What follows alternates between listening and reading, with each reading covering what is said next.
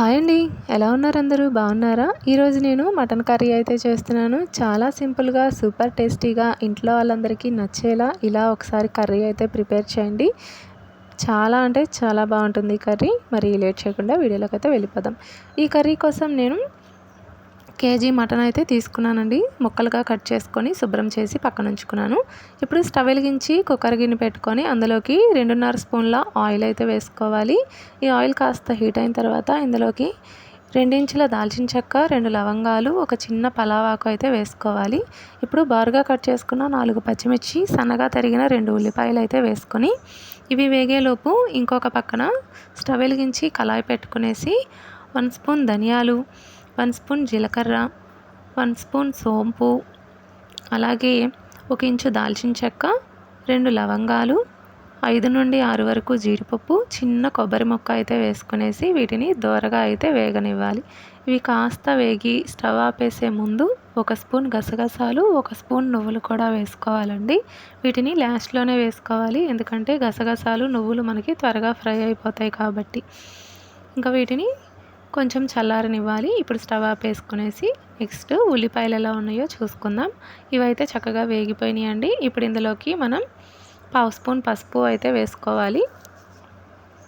అలాగే అల్లం వెల్లుల్లి పేస్ట్ అండి. నేను ఇక్కడ 3 స్పూన్ల అల్లం వెల్లుల్లి పేస్ట్ అయితే వేసుకున్నాను. ఇది కొంచెం పచ్చివాసన పోయేంత వరకు అయితే వేయించుకోవాలి. ఇలా వేగిపోయిన తర్వాత మనం కడిగి శుభ్రం చేసుకున్న మటన్ని ఇందులోకి వేసుకుందాం.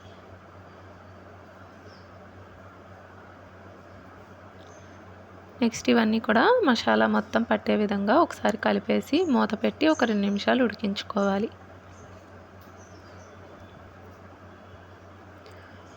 ఈలోగా మనం వేయించి పెట్టుకున్న ఈ నువ్వులు అవి ఉన్నాయి కదా, వాటిని మిక్సీ పట్టుకోవాలి.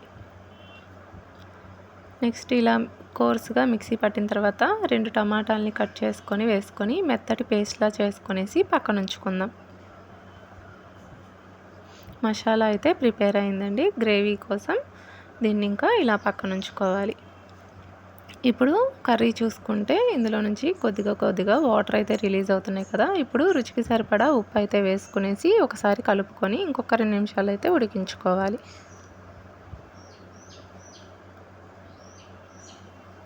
ఇప్పుడు మనం ముందుగా ప్రిపేర్ చేసి పెట్టుకున్న మసాలా అయితే ఇందులోకి వేసేసుకుందాం. నెక్స్ట్ మన స్పైసీనెస్కి తగ్గట్టుగా కారం అయితే యాడ్ చేసుకోవాలండి. నేనైతే 3 స్పూన్ల కారం అయితే వేసుకున్నాను. ఇవి మొత్తం కూడా ఒకసారి బాగా కలుపుకోవాలి.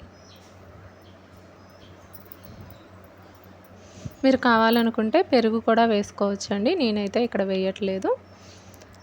ఇలా ఇంకొక 2 నిమిషాలు ఉడికిన తర్వాత మనం ఇందులోకి వాటర్ అనేవి యాడ్ చేసుకోవాలి.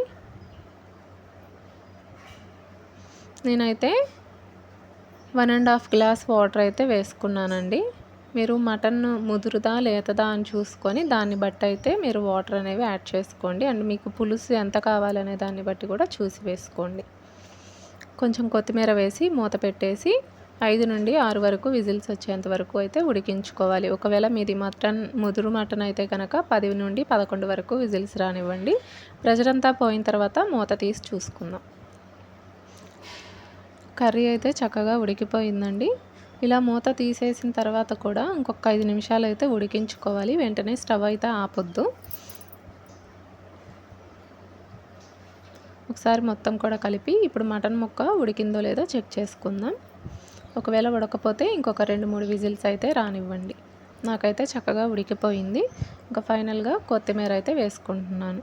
అంతేనండి, సూపర్ టేస్టీగా ఉండే ఈ మటన్ కర్రీని తప్పకుండా మీరు ట్రై చేసి ఇంట్లో వాళ్ళందరికీ పెట్టండి. మీకు కనుక వీడియో నచ్చితే ఒక లైక్ ఇవ్వండి, షేర్ చేయండి, సబ్స్క్రైబ్ చేసుకోండి. Thanks for watching.